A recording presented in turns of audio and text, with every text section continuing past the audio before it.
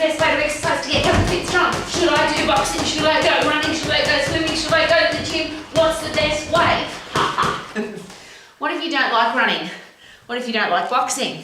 What if you don't like exercise at all? What's the best way to get healthy, fit and strong in the fastest way, the safest way, the way that's going to give you the best results in the shortest period of time so that you don't get bored, you don't get annoyed because you're not getting results? What should you do? It's a big question. And there's a lot of advice, there's a lot of information, there's a lot of opinions about the best way to exercise. But as an exercise professional, and I have been all of my life, I don't ever want to tell people what to do.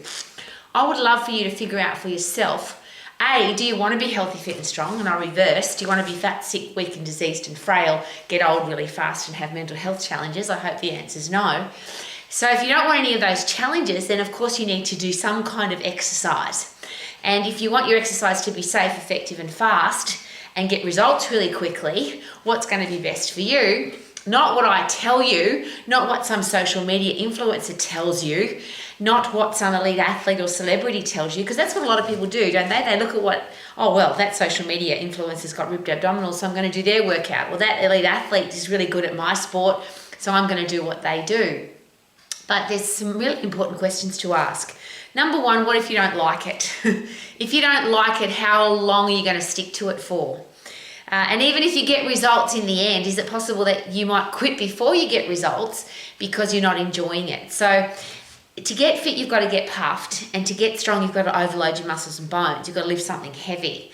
But how you get puffed doesn't matter. Your heart and lungs are blind. So whether you box or skip or run on a treadmill or run up stairs or do ballroom dancing or do martial arts or play a sport, it doesn't matter. As long as you get puffed, you'll get fit.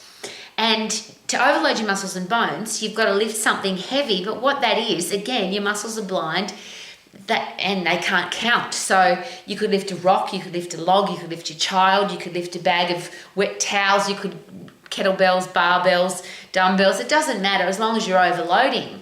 So why would we let somebody else tell us what to do? A, we've got to want to do it. So if you don't want to be healthy, fit and strong, it's going to be a horrible, boring, long, slow process. And I share that with you because a lot of people, I've managed health clubs all over the world and I've been a personal results coach all of my life.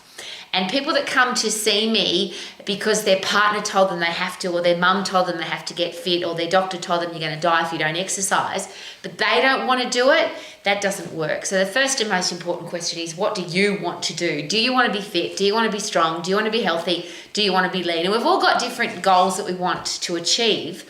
But is it possible that whatever it is that you want to do, that you'll do it better if you're fit and strong? So it's not about me telling you how to get puffed. What are you going to do? And here's a great question. What do you like the most, or what do you hate the least? So you've got to get puffed to get fit. What's the thing that you are most likely to stick to, the thing that you hate the least? So if it's boxing, go boxing. If it's running, do running. But don't go running if you don't like running, because you probably won't stick to it.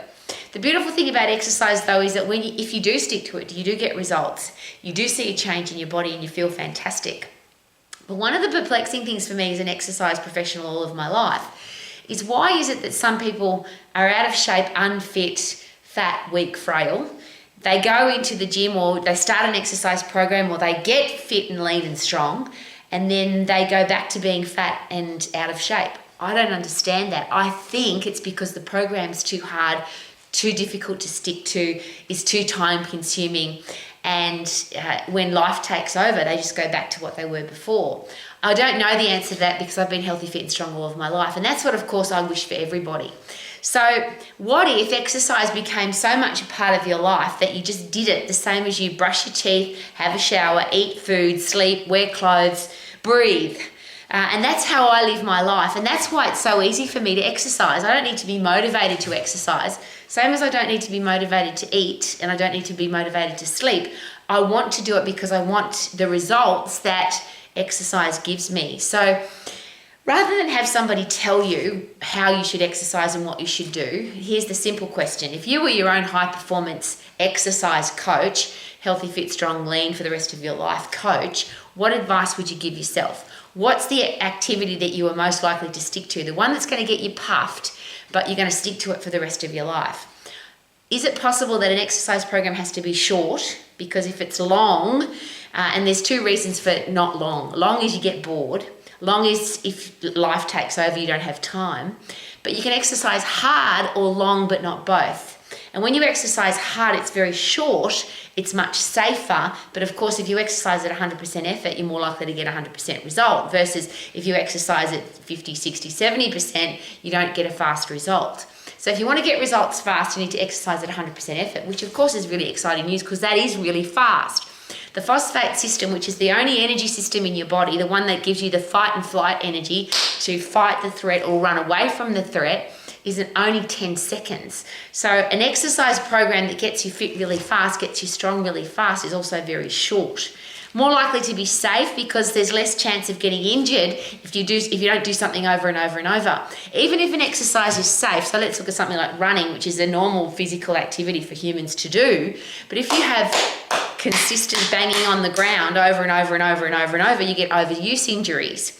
But if you just sprint for 10 seconds on the spot and you do that every so often during the day, 10 seconds is such a short period of time. Because you're doing it fast, you don't hit the ground one of the things I love about watching sprinters is it looks like their feet aren't even touching the ground because they're going so fast. So if you want an exercise program that's fast, is much less likely to injure you, and you're going to get results really quickly because you're working at 100% effort, isn't it exciting that is a very short program? The phosphate system is 10 seconds. So what if you just pick something and whatever it is that you remember, muscles are blind, heart and lungs are blind, can't count. As long as you're getting really puffed and overloading your muscles and bones in that phosphate system, which is only 10 seconds, are you likely to get fit and strong? And if you're fit and strong, could you go and do everything else that you want to do? So rather than have somebody else tell you how you should exercise, why not analyze the exercise for yourself? Is it safe? Because obviously if you're injured, you can't do it. And you only have to look at some exercises to know that that's a stupid thing to do for your body. And the question that I always ask, a lot of the exercises that you see in the gym or on social media influencers or celebrities or athletes are doing, if that same movement pattern, that same activity was in a workplace situation on a construction site in a warehouse, you wouldn't be allowed to do it because you'd get sued. It's a dangerous position to put your body in. It's a dangerous activity for your body to do. So I don't know why we would do something that would hurt us. So analyze it and say, what's happening at the joint level? Will it hurt my shoulder? Will it hurt my elbow, my knee, my back? There's so many joints in the body that can get injured if you do something stupid. So how about analyze it and say, if it looks stupid, don't do it. If it looks like it's going to hurt me, don't do it. If it's going to take too long, is it possible that you won't stick to it for the rest of your life? I think that's a really important question. And then, is it effective? Is it going to work? And the big question there is, if I'm doing a little exercise, am I more likely to get a little result? If I'm doing a big exercise, am I more likely to get a big result? If I'm in the upright position, is it more likely to be a functional exercise, because that's how the human body works. The human body is not designed to sit, it's not designed to kneel, it's not designed to lie on the ground. We are designed to be in the upright position all of the time unless we're sleeping. It's my only two positions in life. I'm either upright or lying down. I just hate sitting down, and I never ever do, because the human body is not designed to do that. So why would we exercise sitting down? Why would we exercise kneeling down? Why would we exercise on the ground? Why would we exercise when we're being supported by something? So there's lots of different pieces of equipment that you can sit on, that you can float on, that you can paddle on, that you can, even water. People say swimming is a great exercise, and it might be because it's fun, and if it's a hot day you get cool, and you can get physically fit by swimming. I get that, but you're being supported by the water. And if you're supported by the water, then your muscles and bones don't have to work as hard. You're more likely to get osteoporosis because I'll rephrase that. If you have got osteoporosis, one of the recommendations is not to go swimming, because you need to do weight-bearing exercise. Weight-bearing keeps your bones strong and replaces bone mineral density if you've lost it. So it's just a simple, common sense, logical question. Is this exercise safe? Will it hurt me? If it's going to hurt me, don't do it. If I'm in the upright position, that's how the human body works. Why would I kneel down, sit down, lie down? If it takes too long, I'm not going to stick to it for the rest of my life, because there'll be a time when I'll either get bored with it or I don't have time to do it. And is it going to work? And the only thing that works is to get puffed and to lift heavy. They're the two things. To get fit and get strong, you've got to get puffed and lift heavy. That's how simple it all is. So you can work it out for yourself. You don't need some guru to say, this is the program you need to do. And just as a very fun side note, muscles can't count and they're blind. And I continually say that because there's so many exercise programs that have got do 3 sets of 10 or do 5 sets of 8, or you need to do 30 of these or 10 of these, or how does anybody know how many you can do? The phosphate system, the 100% energy system, is 10 seconds. How many can you do in 10 seconds to get really puffed or to be totally overloaded muscles and bones?